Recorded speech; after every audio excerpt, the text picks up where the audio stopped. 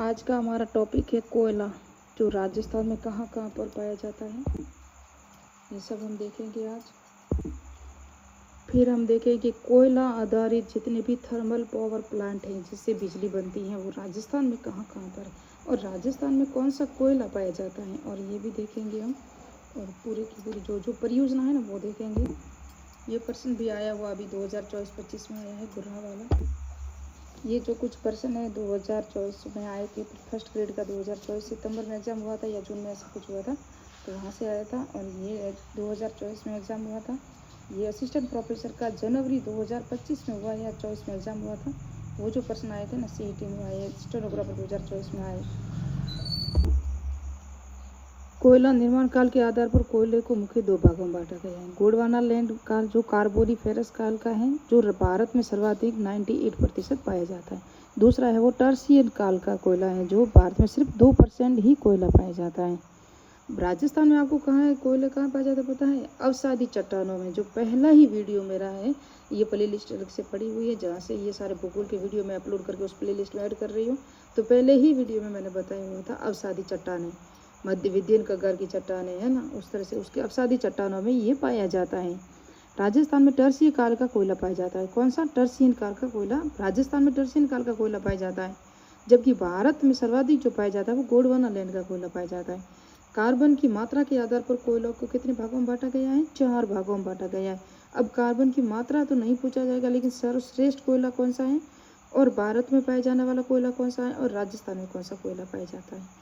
तो भारत में सर्वश्रेष्ठ प्रकार का कोयला जो है एंथ्रेसाइट, जो 95% उसके अंदर कार्बन की मात्रा होती है, और ये काला और चमकीला कोयला होता है। और उसके बाद दूसरा है बिटुमिनियम, जो 60 से 70% इसकी कार्बन की मात्रा होती है, और ये काला और भूरा रंग का होता है, थोड़ा सा काला और थोड़ा भूरे रंग का होता है। और भारत में जो कोयला पाया जाता है वो बिटुमिनियम ही कोयला पाया जाता है। बिटुमिनियम है ना, बिटुमिनस लिखा हुआ है। और लिग्नाइट, ये 50 से 60% कार्बन की मात्रा होती है, और ये भूरा कोयला। तो हमारे राजस्थान में जो कोयला पाया जाता है वो भूरा कोयला कहते हैं, या कह दो लिग्नाइट, है ना। लिग्नाइट में सर्वाधिक प्रथम स्थान किसका है? लिग्नाइट में प्रथम स्थान है वो तमिलनाडु का है। सेकंड में किसका स्थान है? गुजरात का है। थर्ड में हमारे राजस्थान का स्थान आता है लिग्नाइट में। और कोयले के आधार पर मैंने कहा प्रथम कोयला जो उत्पादित होता है विश्व में वो है अमेरिका। सेकंड नंबर पर है चीन। थर्ड नंबर पर हमारा जो भारत वगैरह आता है, चीन सेकंड नंबर पर आता है कोयले के उत्पादन में। जबकि हमारे यहाँ तो ये जो बिटुमिनियम कोयला है भारत में पाया जाता है, लिग्नाइट राजस्थान के 3 ही जिलों में, जो अवसादी चट्टानें पश्चिमी क्षेत्र में, जो हम देखें बाड़मेर और बीकानेर और नागौर, 3 जिलों में ही पाया जाता है। सर्वाधिक कोयला भारत में बिटुमिनियम और राजस्थान में लिग्नाइट पाया जाता है। कोयला भंडार उत्पादन क्षेत्र में बाड़मेर में कपूर, जा, गिरा, भादरेसा, ये ट्रिक है जो बाड़मेर में इसकी खाने हैं। कपूरी, गिरल, जलीपा, गिरल और भादरेसा। और मैं बता दूं भादरेसा, गिरल और जलीपा जो जो जो है ना क्रिटिकल सुपर पावर जहाँ से बिजली बनती है कोयले आधारित, लिग्नाइट के आधारित, उसको भी हम पढ़ेंगे। उसके बाद है बीकानेर में बिटनौर, बरसिंहसर है ना, बरसिंहसर, यहाँ पर भी एक जहाँ पर बिजली बनती है।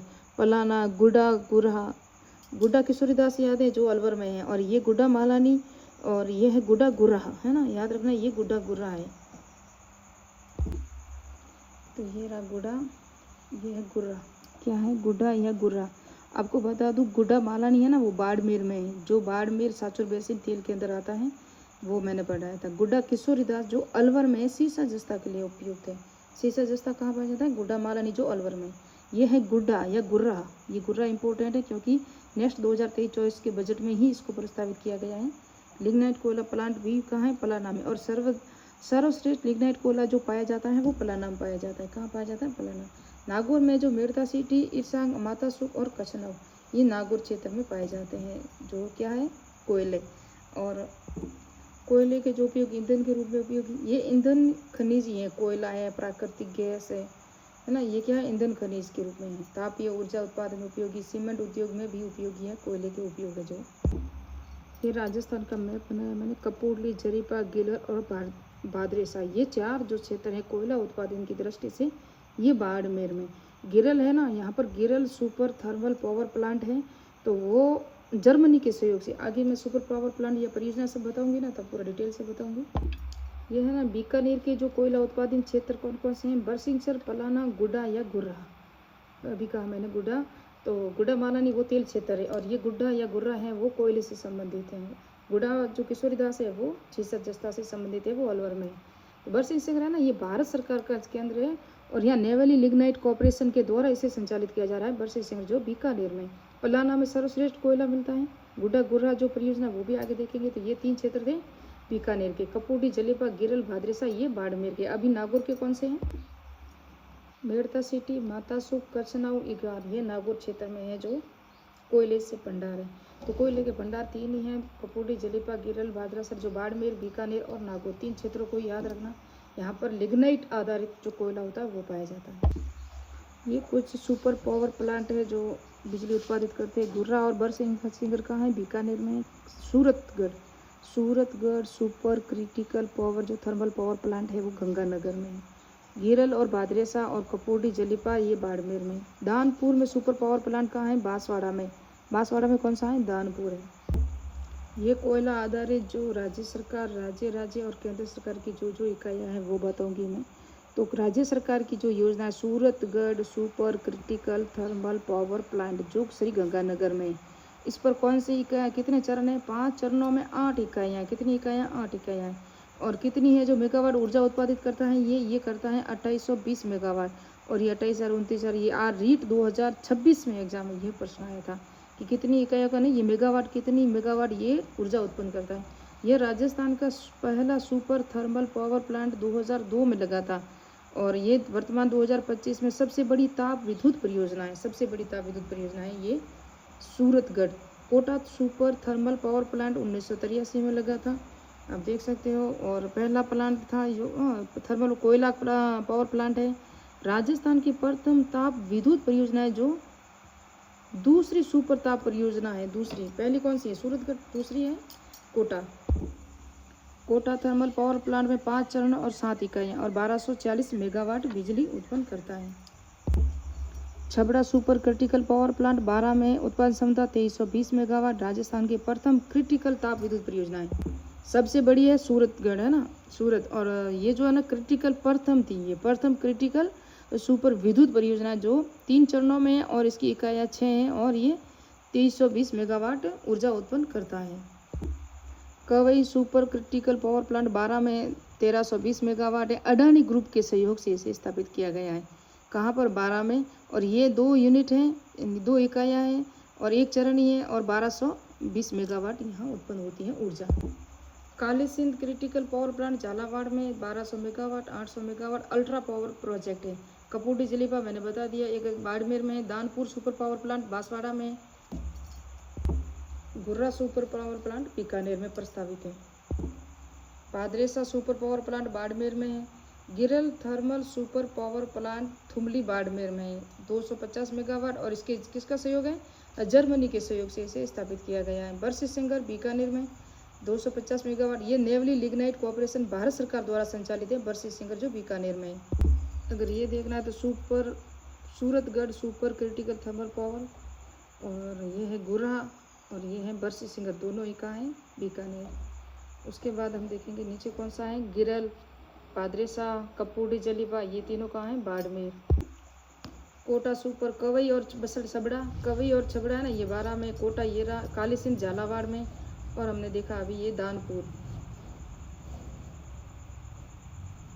दानपुर सुपर पावर प्लांट है जो कहाँ है? बांसवाड़ा में। नेक्स्ट पार्ट में हम अभ्रक देखेंगे। एक तो अभ्रक और खनिज नीतियाँ देखेंगे कुछ। देखो, तांबे की खान कुशलगढ़, सैनपुर, भगत का बास किस जिले में? तो ये तो हम सबको पता है। कुशलगढ़ कहाँ था? तो अलवर में। तो ये अलवर में है सभी। ये फर्स्ट ग्रेड 2024 में आया। तांबे की खदानों का उत्तर दक्षिणी दिशा। देखो, तांबे की खदानें भीलवाड़ा, उदयपुर, अलवर और खेतड़ी सब जगह है। लेकिन तांबर में खेतड़ी जो झुंझुनू में ना, कॉपर है ना लिमिटेड खेतड़ी में, तो पहले खेतड़ी आएगा झुंझुनू, फिर अलवर में आएगा खोदरीबा, अलवर में। उदयपुर में कौन सा है, और भीलवाड़ा कौन सा? मैप से बताऊंगी।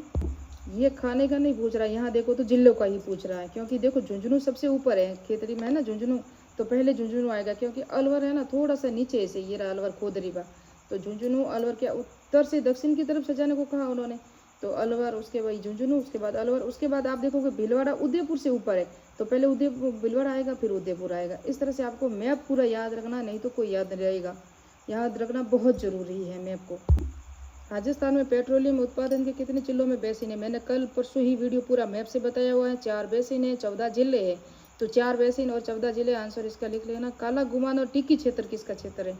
काला गुमान और टिक्की पन्ना मैंने बताया था, ये CET 2023 में आया। और राजस्थान में उस स्थान का नाम चयन करें जहाँ प्राकृतिक गैस पाइपलाइन गुजरती है। तो मैंने बताया आपको कि एक तो बाड़मेर से भी गुजरती है, वो जैसलमेर से भी गुजरती है और भीलवाड़ा से भी गुजरती है। तो यहाँ भीलवाड़ा, गंगानगर बीकानेर बांसवाड़ा नहीं है, यहाँ भीलवाड़ा है। नाथ की नेरी टुनका सिंदरिया किस खनिज के लिए प्रसिद्ध है? तो ये कल हम पढ़ेंगे इसको। और ये अभ्रक के लिए प्रसिद्ध है। किसके लिए? अभ्रक के लिए प्रसिद्ध है। ये असिस्टेंट प्रोफेसर 2024 में आया था। तो मिलते हैं नेक्स्ट पार्ट में, नेक्स्ट वीडियो में। मेरे चैनल को सब्सक्राइब कीजिए, लाइक कीजिए, कमेंट कीजिए प्लीज़। और जल्दी से जल्दी हम इसको पूरा करने की कोशिश कर रहे हैं। अभी हमें वो सौर ऊर्जा, पवन ऊर्जा वो भी तो पढ़नी है, उस सब को पढ़ के हम आगे बढ़ेंगे।